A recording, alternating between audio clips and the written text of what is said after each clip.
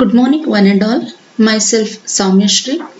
Today I am going to explain about Power Electronics and Instrumentation subject which comes in third semester with subject code 18 EC36. In first session I will discuss with fourth module called digital voltmeters. These are the contents of digital voltmeters. Introduction about digital voltmeter, ramp technique, dual slope integrating type of DVM, direct compensation type, successive approximation type of DVM. Here DVM stands for a digital voltmeter, and these are all the topics related to the digital voltmeters. And few more topics we need to discuss in the same fourth module called digital multimeters, digital frequency meter, digital measurement of time, and function generators. This gives the information about the digital meters which are already available for the measurement of n number of quantities like frequency, time, and some other parameters, etc. And coming to the introduction part of digital voltmeters, these digital voltmeters are the measuring instruments that convert analog voltage signals into a discrete or numeric readout. Means these voltmeters are a measuring instruments which measures the voltage which is analog in nature, and it will display the information, the output in terms of digital. And these DVMs have various features such as speed, automation, operation, and programmability. There are several varieties of DVM which are differ in these many parameters like number of digits, number of measurements, accuracy, speed of reading, digital output of several types. Coming to the actual concept of digital voltmeter, these digital voltmeters are the devices or the measuring instruments which measures the voltage which is analog in nature and displays the voltages, both the AC as well as the DC voltages in terms of discrete numbers. In the form of discrete, it is capable of displaying both the AC as well as the DC voltages. And this numerical readout reduces the human error, eliminates the parallax error. Of course, by using or by dealing with this digital kind of voltmeters, we can overcome with a kind of human error, and one among the human error is the parallax error. Parallax error is the error introduced by the human while dealing with a measuring instrument which is analog in nature. If we are dealing with a analog kind of voltmeter or a device, if a human failed to stand parallel with the measuring device, then it leads to an error called as a parallax error. So by using this digital kind of meters, we can overcome with a human error as well as particularly the parallax error. And by using this digital readout, it increases the speed, reading speed, and it provides the output in terms of digital form which is suitable for further processing and recording. If the information is in digital form, it's very easy to process the information and to record the information. So these two can be achieved by using a digital form of an input. And nowadays, with the development of IC modules, already these meters are available in terms of chips, and this size per requirements and cost of DVMs have been reduced already. Cost as well as the per requirements and the size. And coming to the next slide, it gives some information about the operating and performance characteristics of DVM. Input range from a minimum of 1 volt to a maximum of 1000 volt with an automatic range selection and overload indication. So DVM is capable of measuring with a minimum of 1 volt to a 1000 volt of max with a separate range selection, that to an automatic range selection option, and if it go beyond that value, then automatically there will be a overload indication. And the second important characteristic is an accuracy, absolute accuracy as high as plus or minus 0.005% of the reading. In the overall reading, there will be a huge accuracy up to only the 0.005 plus or minus 5%. And resolution is 1 part in million with the input resistance of 10 megaohms input capacitance of 40 picofarad, and a calibration internally from stabilized reference sources, which is independent of measuring circuit. Internally it will be having a calibration process. If we fail to calibrate, once again it leads to an error at the output. Before dealing with any of the measuring instruments, we need to go through the calibration. It's a technique of setting that value from a minimum or from a zero or from some reference value. Then only you'll get the exact measured output. So it is having an option of calibration of internally from a stabilized reference sources, which is independent of the measuring circuit. And it is capable of providing output of BCD, binary coded display. It can be printed or used for further processing. For the printing process and further processing purpose, we are having an option of output in terms of BCD and additional circuitry to measure the current as well as the resistance, etc. So these are some of the operating and performance characteristics of a digital voltmeters. And coming to the basic technique, the first technique in a digital voltmeters called as a ramp technique. Why it is so called? Because of here we are using a ramp as a reference, linear ramp signal as a reference in order to measure the unknown voltage. In this diagram we can observe, this graph we can observe this first coincidence. It's a combination of ramp as well as the input. This blue line indicates the input voltage which is to be measured, and this red indicates the linear ramp is considered as a reference. With respect to this reference, we are measuring some input voltage. Here this is the unknown input voltage which is indicated in the blue line. Here we are using a linear ramp as a reference. We are comparing this ramp with the input voltage and we are comparing this ramp with the ground value. These two conditions are considered as the coincidence. The first coincidence is a combination of ramp and the input, and the second one is a combination of ramp and the ground. Okay. First we will discuss this concept with the help of the block diagram,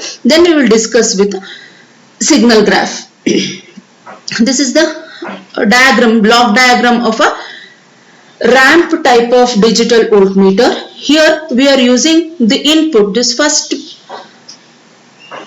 part indicates the DC input voltage. This is the voltage which is to be measured, and this is passing through a ranging and an attenuator block. There is a separate block called ranging and attenuator. The main function of this ranging and attenuator block is to operate the signal within the range and to reduce the huge power level which may damage the further blocks, further sensitive electronics blocks. So that's why we are operating the signal within range and we are attenuating. The power level can be reduced, can be attenuated up to some extent by using this first block called ranging and attenuator. So this is the input voltage which is to be measured. We are passing this input voltage through this first stage of ranging and attenuation. Then this is we are passing here towards the input comparator. As we discussed, here we are using a two comparator. The first one is to meet the first coincidence called the ramp and the input signal, and the second one is to meet the criteria of second coincidence, that is ramp and the ground level. As I told, here the first coincidence can be achieved by using the input comparator and the second coincidence can be achieved by using the ground comparator. For both, the input will be the ramp. Ramp is used as the reference. Here this linear ramp will going to measure the time taken by this technique to change the input level to the ground level. So from input to the ground is directly proportional to the input voltage which is to be measured. So ramp is the input for both the comparators. If the first comparator satisfies the condition called as input comparator, once the ramp reaches the input, the output of the input comparator will becomes 1. This 1 used as a start pulse. In order to start the operation, the output of the input comparator, here the condition is when the ramp reaches the input value. So this first in the previous diagram we were discussing. So you can observe over here this ramp signal in red color, this input signal in the blue color. When these two meets is considered as the start of the count, and once the ramp reaches the ground level, so here from ground to this input signal is the input voltage which is to be measured. So these two conditions we are achieved with the help of this comparators, input comparator and ground comparator. Here we are loaded the input and ranged and attenuated. Then we are passing on to the next stage. Here two comparators are responsible. One is to set the first condition, to check the first condition, that is first coincidence. It's a meeting of the ramp and the input voltage. So once this enter into the start position, it will going to start the pulse. This will going to enable the gate. Here we have implemented the gate concept. In this gate concept we are going to use the linear ramp. Here this will going to measure the time taken by the linear ramp to change the input level to the ground level. Indirectly we are measuring the voltage in terms of the ramp, and particularly by using the gate concept. In the interval of gate opening and the close, we are using the oscillator. We are passing the oscillations, means here the oscillations has been internally converted into the train of pulses. This train of pulses are passing through the gate in the interval of gate open and close. So this interval will going to decide the duration, and this duration is nothing but the time taken by the ramp to change the input level to the ground. From the input level to the ground, the time taken by the ramp can be measured by enabling this gate, and gate can be enabled by using the start pulse, and it can be disabled by using the stop pulse. Here the condition is once the ramp reaches the input comparator will enable. Once the ramp reaches the ground comparator, it will going to, this pulse will going to stop the gate.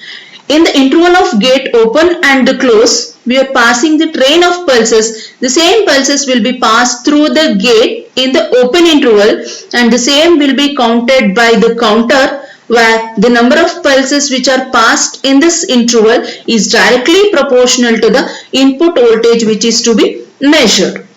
And here we are using one more block called sample rate multivibrator. It's a type of multivibrator where it produces the number of pulses which is sampled at one particular rate. These pulses are helpful to operate the ramp generator as well as the counter. And finally, the output from the counter will be read out in terms of digital. In terms of discrete numbers, the output will be available. The output is nothing but the voltage measured. The voltage is measured by a technique of ramp.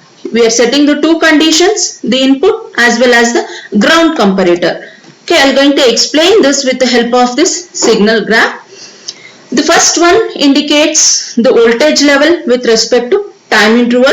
Here we are using this total time of counting. This is the duration of the gate when gate under open condition and gate under the closed condition. This is denoted by delta t. This can be caused by setting two comparators. The first comparator will going to measure the ramp and the input signal. If these two conditions satisfy, if these two met, then the first comparator will enter into the enable condition. If the ramp and the ground, the red one indicates the ramp and this black time interval indicates the ground. If second conditions called as a zero crossing detection, we are detecting whether the ramp is crossing the ground level or not. This is for the end of the operation, end of the count.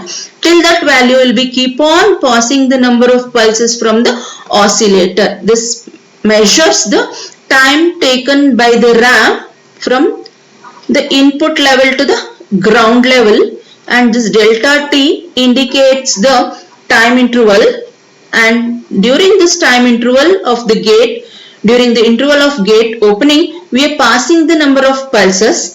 So it is referred as a clock pulses to the counter during the time delta t, where delta t is the duration of the gate under open condition due to these two conditions of first coincidence as well as the second coincidence. And finally, the number of pulses which are passed through the gate indicates the voltage which is to be measured. The number of pulses is directly the number of pulses which are counted during the gate open condition is directly proportional to the input voltage which is to be measured. This is something about the ramp technique by using a linear ramp. So this slide gives the information about the same operating principle. It measures the time that a linear ramp takes to change the input level to the ground level, and the ramp voltage is initiated at the start. It is continuously compared with the voltage being measured. When the two voltages are equal, the gate opens, the counter counts the ramp continues till comparator senses 0, then gate closes. The time interval of gate opening is proportional to the input voltage value, which is sampled rate of multivibrator. It determines the rate of the cycle of measurement, and it provides the initiating pulse for ramp, then reset pulse to counter. And coming to the advantages of this using ramp technique of ramp kind of DVM, it is very easy to design and cost is low. Here the output pulse can be transmitted over long feeder lengths. And coming to the disadvantages or the drawbacks, it requires excellent characteristics regarding linearity of the ramp and time measurement. Large errors are possible if noise is superimposed with the input signal. Here the major drawback is we are superimposing the ramp as well as the input signal, both the signal towards a single block. So there is a chances of superimposing of noise if you are mixing the signals. That is the major drawback, and in order to overcome with that, it requires a input filters. These are the drawbacks of a ramp type of technique. In order to overcome with this drawbacks or the limitations of ramp type, we can move on to the next technique, a modified technique of this digital voltmeter called as a integrated type of DVM, dual slope integrated type of DVM, that we will discuss in the next session. Thank you.